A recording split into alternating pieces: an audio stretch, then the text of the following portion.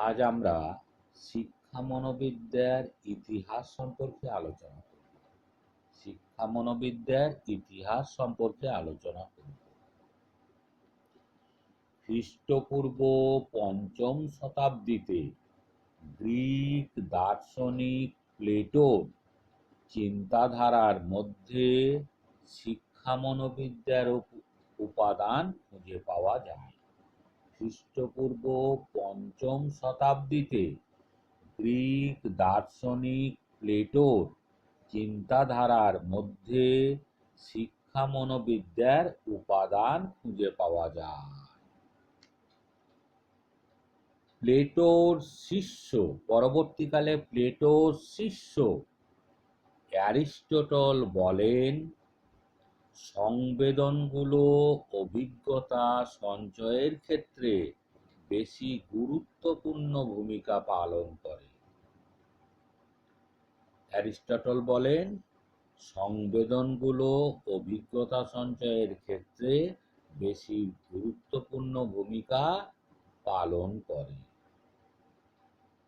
প্রত্যক্ষ বস্তুর বর্তমান জ্ঞান দৃঢ় হয়। প্রত্যক্ষ বস্তুর বর্তমানে জ্ঞান দৃঢ় হয়।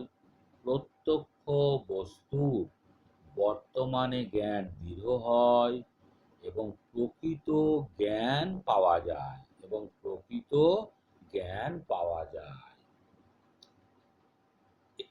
এই কথার মধ্যে আমরা ইন্দ্রিয় প্রশিক্ষণের ওপর গুরুত্ব এবং বিষয়বস্তুকে যতদূর সম্ভব মূর্তভাবে উপস্থাপন করার ইঙ্গিত পাই।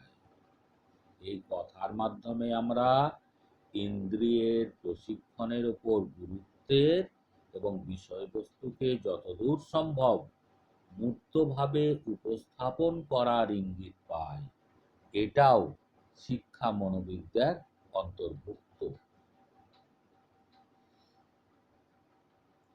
প্রথম শতাব্দীর শ্রেষ্ঠ রোমান শিক্ষাবিদ কুইন্টিলিয়ন এমন অনেক তত্ত্ব প্রচার করেছেন যা আধুনিক মনোবিদগণ অনেক পরীক্ষা নিরীক্ষার দ্বারা পরবর্তীকালে সঠিক বলে প্রমাণ করেছেন। তাহলে কুইন্টিলিয়ন এমন অনেক তত্ত্ব প্রচার করেছেন যা আধুনিক শিক্ষা মনোবিদগণ অনেক পরীক্ষা নিরীক্ষার দ্বারা পরবর্তীকালে সঠিকভাবে প্রমাণ করেছেন। এটা প্রথম শতাব্দীর ঘটনা। এছাড়াও কিছু যাজক আছেন, যেমন হচ্ছেন Saint George Chrysostom, Saint George Chrysostom, Saint Augustine, Saint Thomas Aquinas, আবার বলছি দেখো, Saint John Chrysostom, Saint Augustine এবং সেন্ট টমাস অ্যাকুইনাস শিশুর জীবন বিকাশের নীতি সম্পর্কে যে আলোচনা করেছেন তা আধুনিক শিক্ষা মনোবিদ্যার নীতির বিশ্লেষণে সঠিক বলে প্রমাণিত হয়েছে। আবার বলছি দেখো, যাজক, এরা ছিলেন যাজক। তারা কে? সেন্ট জন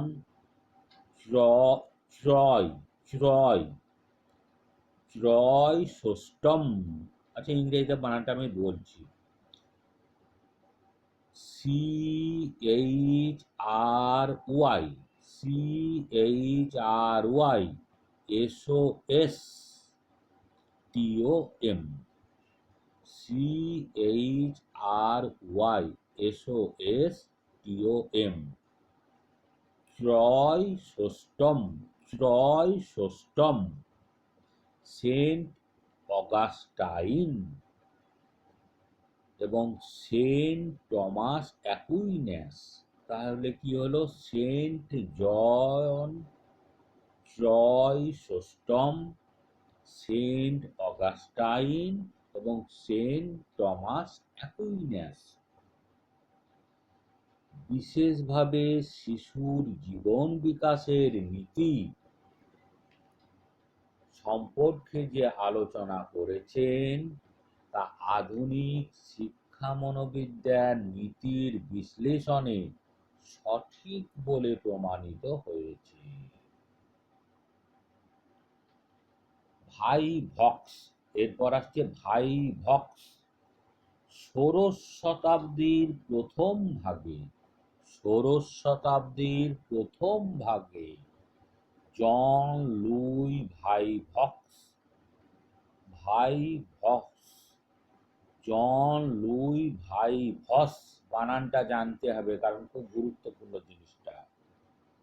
JUAN, জন লুই, LUIS, লুই,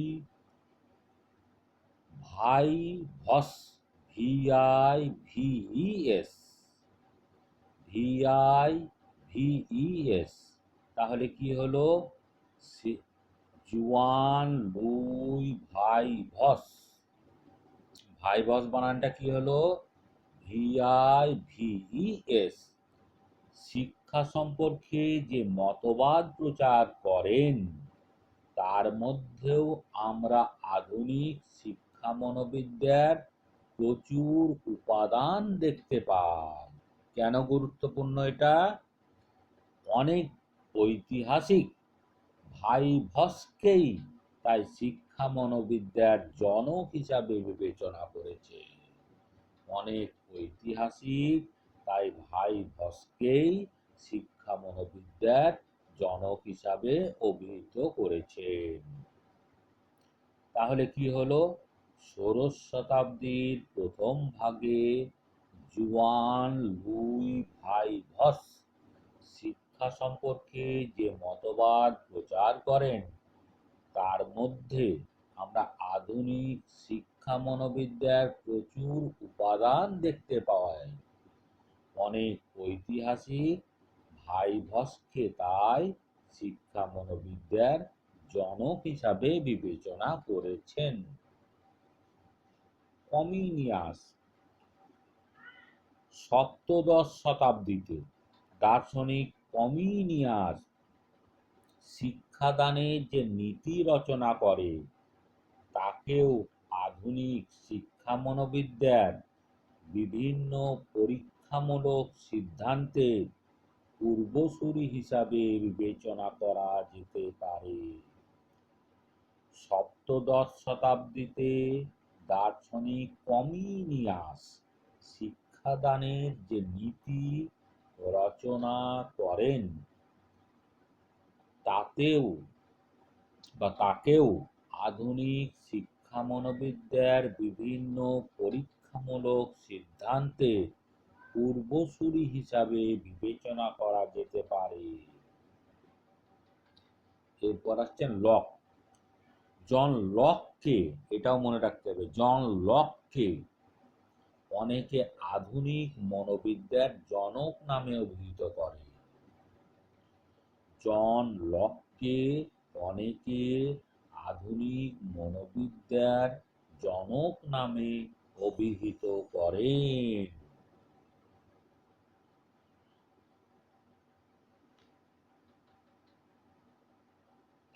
এরপর আসছেন রুসো। চিন্তাবিদ জ্যাক্স রুসো, চিন্তাবিদ জ্যাক্স রুসো থেকেই প্রকৃত রুশো থেকেই প্রকৃত প্রয়োগমূলক মনোবিদ্যার শুরু হয়েছে বলা যায়।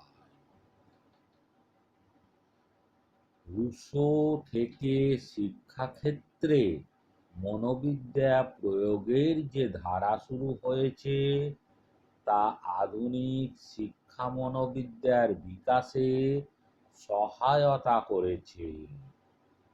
তাহলে থেকেই প্রকৃত রুশোর সময় থেকেই প্রকৃত প্রয়োগমূলক মনোবিদ্যার শুরু হয়েছে বলা যায়।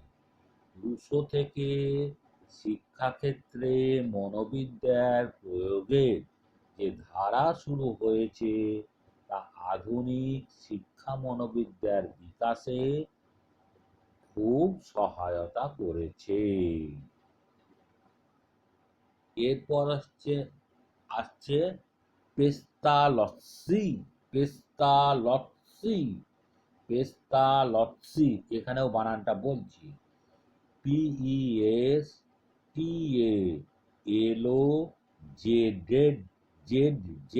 PESTALOZZI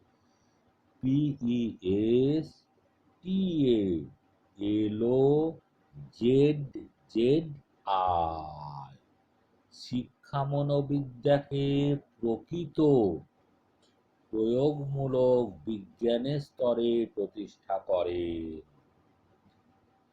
পেস্তালসি শিক্ষা মনোবিদ্যাকে প্রকৃত প্রয়োগমূলক বিজ্ঞানের স্তরে প্রতিষ্ঠা করে।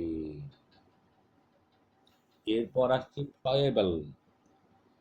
সমসাময়িক কালে অর্থাৎ পেস্তালসির সময় ফয়েবেলও শিক্ষা মনোবিদ্যার অগ্রগতিকে ত্বরান্বিত করেন। সমসাময়িক কালে ফয়েবেলও শিক্ষা মনোবিদ্যার অগ্রগতিকে ত্বরান্বিত করেন। এরপর হারবার্ট, বানানটা আগে জেনে নাও, HERBART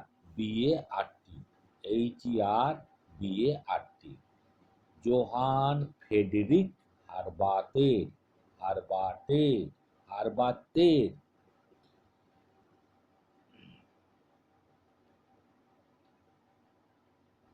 শিক্ষা ও পাঠদান সম্পর্কে যে মতবাদ আছে তা আধুনিক শিক্ষা মনোবিদ্যার এক গুরুত্বপূর্ণ বিষয়বস্তু।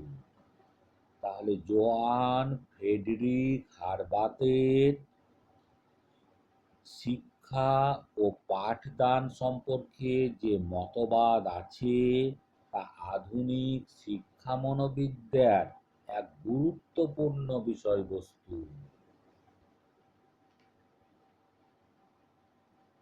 প্রাচীন ভারতীয় চিন্তার মধ্যেও শিক্ষা মনোবিদ্যার বিষয়বস্তুর ছোঁয়া পাওয়া যায়।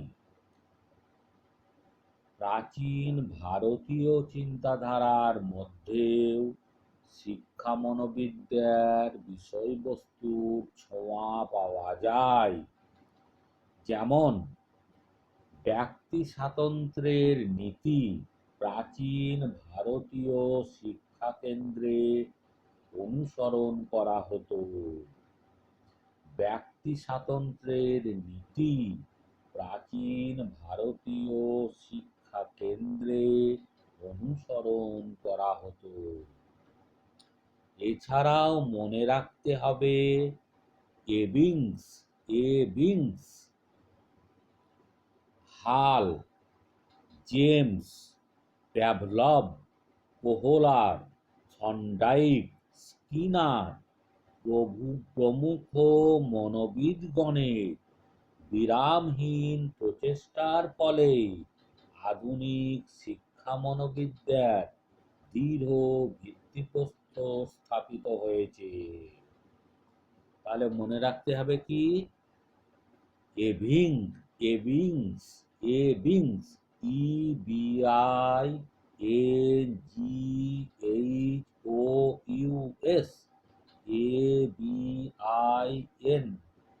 GHOUS, বিংস, হাল, জেমস, প্যাভলভ, কোহলার, থর্নডাইক, স্কিনার প্রমুখ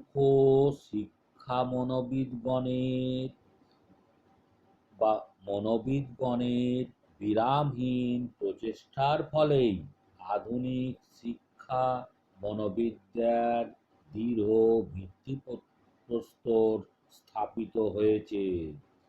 এই প্রসঙ্গে মনে রাখো, প্যাভলভ, কোহলার, থর্নডাইক, স্কিনার এদের থিওরি তোমাদের সিলেবাসে আছে এবং এগুলো আমার করা আছে, তোমরা শুনে নিও। প্যাভলভ, কোহলার, থর্নডাইক, স্কিনার এদের তত্ত্বগুলো তোমাদের সিলেবাসে আছে, তোমরা ওগুলো শুনে নিও। তাই আমি এখানেই আলোচনা শেষ করছি। পারলে ভিডিওতে একটা লাইক দিও।